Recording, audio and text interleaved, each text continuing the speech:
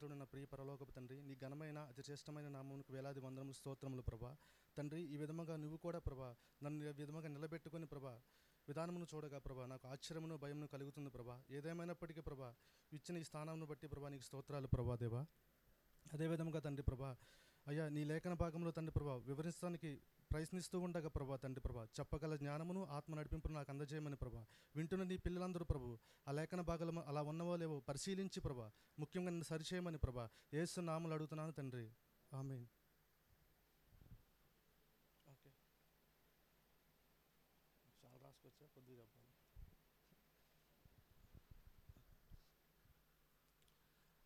అంటే ప్రతి మనిషి కూడా ఈ భూమి మీద ఊరికైతే పుట్టడండి. పుట్టిన ప్రతి మనిషికి ఏదో ఒక బాధ్యత ఉంటుంది. వ్యర్థముగా అయితే ఏ మనిషి అయితే ఈ భూమి మీదకి రాడు. వచ్చిన ప్రతి మనిషికి కూడా ఒక టాస్క్ అనేది ఉంటుంది. ఆ టాస్క్ని నెరవేర్చేవారిగా, దాన్ని మనం సఫలీకృతం చేసేవారిగా మనం ఉండాలి. మన టాస్క్ ఏదైతే ఉందో అది కంప్లీట్ చేసి ఈ భూమిని వదిలి వెళ్ళిపోయేవారిలాగా మనం ఉండాలి. అలాంటిది దేవాతి దేవుడు ఈ భూమి మీదకి వచ్చాడంటే అతనికి ఎంతో పని ఉంటుంది కదా. ఆ పని నెరవేర్చి వెళ్ళే ప్రయత్నంలో పలకబడిన మాటే ఈ 6వ మాట, సమాప్తమైనదని. ఆ మాట ఒకసారి మనం పరిశీలించినట్లయితే యోహాను సువార్త 19వ అధ్యాయం 30వ వచనం అండి. యేసు ఆ చిరక పుచ్చుకొని సమాప్తమైనదని చెప్పి తల వంచి తన ఆత్మను అప్పగించెను. అసలు ఈ సమాప్తమైనదని ఈ మాట ఎందుకు పలికారని ఆలోచించినట్లయితే అదే యోహాను సువార్త 17వ అధ్యాయము 4వ వచనంలో చేయుటకు నీవిచ్చిన పని నేను సంపూర్ణంగా నెరవేర్చి భూమి మీద నిన్ను మహిమపరిచితిని. అంటే తండ్రి ఏదైతే యేసు ప్రభువుల వారికి పని అప్పచెప్పారో ఆ పనంతా చేసి నిన్ను మహిమపరిచాను అంటున్నాడు. తండ్రి చెప్పిన పని చేయడమే తండ్రికి మనం ఇచ్చే మహిమ అంట. సో అది ఏంటంటే ఇప్పుడు ఇక్కడ నేను నిలబడి చెప్తుంటే ఎలా ఉందంటే నికోదేము యేసు ప్రభువుకు వాక్యం చెప్తున్నట్టుంది. అందరూ జ్ఞానవంతులు, మీ అందరికీ తెలుసు. నేను కొత్తగా వింతగా వివరించడానికి నాకు అంత జ్ఞానం అయితే లేదు. కానీ యేసయ్య ఈ లోకానికి వచ్చి మన పాపాన్నంతటి తీసివేశారు, తన రక్తాన్ని చిందించి తన రాజ్యాన్ని స్థాపించి ఆ రాజ్యవారసులుగా ఇప్పటికే ఇక్కడ అనేక మందిని ఆ రాజ్యంలో చేర్చబడి ఉన్నాము. అదేవిధంగా మన పాపాలు, మన శాపాలు, మన నిందలు, అవమానాల నుండి ఆ సిలువలో కొట్టివేయబండి అనమాట. నశించిపోయిన దాన్ని వెతికి రక్షించడానికి వచ్చని చెప్పారు. అదే విధముగా ఎక్కడో చీకటిలో ఉన్న మనల్ని వెలుగు సంబంధులుగా చేశారు. ఇంకా వచ్చేసి ఏదైతే ఉందో ధర్మశాస్త్రం ఏదైతే ఉందో ఆ కఠినమైన ఆజ్ఞలు ఏవైతే ఉన్నాయో మనిషి మరణాన్ని జయించలేక ఓడిపోయాడో వాటి నుంచి విడుదల ఇవ్వడానికి కంటికి కన్ను పంటికి పన్ను అనే బలమైనటువంటి బాగా బరువైనటువంటి ఆజ్ఞలు ఏవైతే ఉన్నాయో వాటన్నిటిని కొట్టివేసి దేవుడు మనకి ఒక కృపనిచ్చాడు. ఇది కృపాకాలం అనమాట. అప్పుడు పాత నిబంధనలు ఎలా ఉండేదంటే ఏదైనా తప్పు జరిగితే వెంటనే దేవుడు శిక్షించేవాడు, చంపేసేవాడు కూడా. ఇప్పుడైతే మనం రోజులో కనీసం దేవునికి వ్యతిరేకంగా ఒక పొరపాటైనా తప్పైనా జరుగుతూనే ఉంటుంది. అయినప్పటికీ మనం బ్రతుకుతున్నామంటే అది యేసయ్య మనకు సిలువలో ఇచ్చినటువంటి కృప. ఆ కృప కిందనే మనం ఉన్నాము. ఇట్లాగా దేవుడు యేసయ్య ఇలా ఎన్నో చేశాడు, అవన్నీ మీకు తెలుసు. కాకపోతే ఇక్కడ ఆలోచించాల్సింది ఏంటంటే, నాకు అర్థమైంది ఏంటంటే, దేవుడు భూమి మీదకి వచ్చినప్పుడు అన్నీ చేశారు కదా. ఇవన్నీ చేస్తున్నప్పుడు పరిసయ్యులు, శాస్త్రుల నుంచి ఎంతో వ్యతిరేకత ఉంది. ఎన్నో సూటిపోటు మాటలతో అవమానించారు, హేళన చేశారు, ఎద్దేవా చేశారు, ఈవిడ దెయ్యం పట్టిన వాడు అన్నారు. అవి ఉన్నాయి. ఇంకా వచ్చేసి సాతాను శోధన ఉంది. ఇలా అనేక రకమైన బాధలు, ఇబ్బందులు అన్నీ ఉన్నప్పటికీ కూడా ఏంటంటే తనకు వచ్చిన పని ఏమిటో మర్చిపోకుండా తండ్రి యొక్క చిత్తాన్ని నెరవేర్చే క్రమంలోనే ఉన్నాడనమాట. అంటే ఇంకొక సందర్భం ఏమిటంటే, ఇప్పుడు మొన్న జరిగింది కదా మట్టలాదివారం అని, హోసన్నా జయం జయమని మట్టలు వేసి స్వాగతం పలికిన యూదులే ఏం చేశారంటే, ఇదే శుక్రవారం, మొన్న ఆదివారం ఈరోజు శుక్రవారం నాడానికి మరలా బరబ్బాని వదిలిపెట్టండి, మాకు సిలివేడి అన్నారన్నమాట.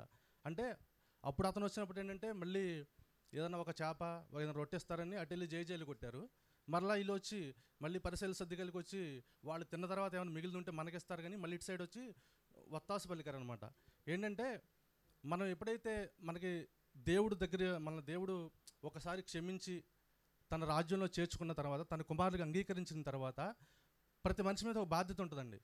అంటే లోకంలో ఉన్న వాళ్ళకి తెలియదు, కానీ దేవుడి దగ్గరికి వచ్చిన వాళ్ళకి ప్రతి మనిషికి ఒక బాధ్యత ఉంటుంది. దేవుని గురించి, దేవుని రాజ్యం గురించి, అది ఎలా విస్తరింప చేయాలని దాని గురించి ఒక బాధ్యత, ఒక భయం, ఒక భారం ఉంటుంది. అయితే ఇవి చేసే క్రమంలో ఏమవుతుందంటే ఎన్నో మనకు కూడా యేసయ్యే మనకు మాదిరి నిలిపెళ్ళాడు కదా, ఆయన మార్గంలోనే మనకు వస్తాయి. శ్రమలు వచ్చినా, నిందలు వచ్చినా, అవమానాలు వచ్చినా ఏమొచ్చాయంటే దేవుని బట్టే వస్తుంటాయి అనమాట. ఒకసారి యేసయ్యని చూస్తే మనకు వచ్చిన నింద కానీ బాధ కానీ అర్థమవుతుంటుంది అనమాట, మనం యేసయ్యలోనే ఉన్నామని. మనకు వచ్చిన బాధను బట్టి కృంగిపోకూడదు, కానీ అంటే మనం కూడా యేసయ్యలోనే ఉన్నాము, వెళ్తున్నాము అనే స్పృహ కలిగి ధైర్యం తెచ్చుకొని యేసు వైపు చూస్తూ మనం ముందుకు సాగిపోయేవారుగా ఉండాలి.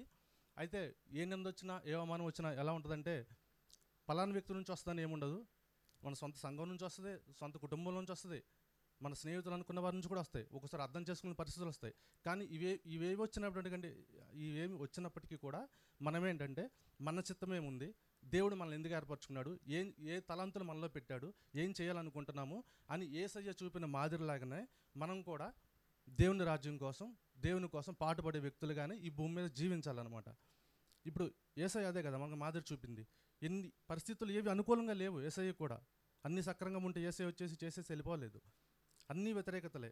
అయినప్పటికీ కూడా ఏంటంటే దేవుని దేవుని మీద దృష్టి నిలిపాడు కాబట్టి దేవుడు అర్థమైన రీతిని బట్టి దేవుడి కార్యం మీద దృష్టి ఉంచి అటుగాని ఇటుగాని తిరగక ఏ నిందలు వచ్చినా, అవమానం వచ్చినా దేవుడి పని చేసుకుంటూనే వెళ్ళాడు.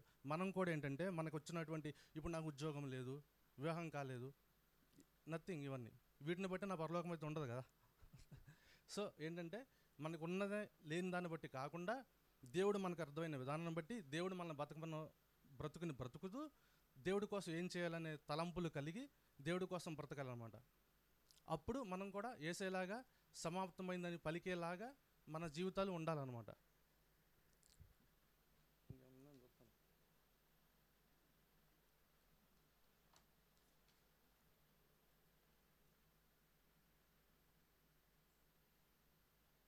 అంతే, ఈ మాటలు దేవుడు దీవించిన గాక. మహోన్నతుడా, సర్వోన్నతుడా, సర్వాధికారి, సర్వశక్తిమంతుడా ప్రభా, నీవిచ్చిన అయ్యా మీరు మాకు దయచేసి నీ ప్రియకుమారుడు ప్రభా దేవా, ఎటువంటి తండ్రి ప్రభా నీ కార్యాలు చేసి ప్రభా మాకు ఒక మాదిరి నిలిపి ప్రభా సమాప్తమని ధైర్యంగా పలకగలిగాడు తండ్రి విశ్వాసంతో. ఆ విధంగా మేము కూడా సమాప్తమైంది ప్రభా అని పలికేలాగా తండ్రి ప్రభా మేమందరం ఉండటానికి ప్రభా నీ కార్యాలు చేసేవారుగా ఉండటానికి ప్రభా తెలివిని జ్ఞానం ప్రసాదించమని యేసు నామములో అడుగుతున్నాను మా తండ్రి.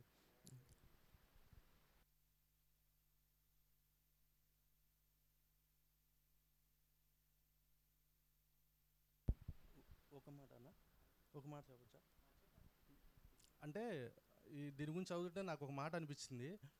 అంటే ఇజ్రాయేల్ దేవుడు అంటారు కదా. ఇజ్రాయేల్ కోసం దేవుడు వాళ్ళకి ఇచ్చింది ఏంటంటే పలకల మీద ఆజ్ఞనిచ్చాడు, మోషేనిచ్చాడు. మనల్ని దేవుడు దగ్గర చేసుకోవడానికైతే అతని ప్రియ కుమారుని ఇచ్చాడు అనమాట. యేసయ్య మన కోసం రక్తమే ప్రాణమే పెట్టేంతగా మనల్ని ప్రేమించాడు కాబట్టి ఆయన మన దేవుడు అని గర్వంగా చెప్పుకుందాం.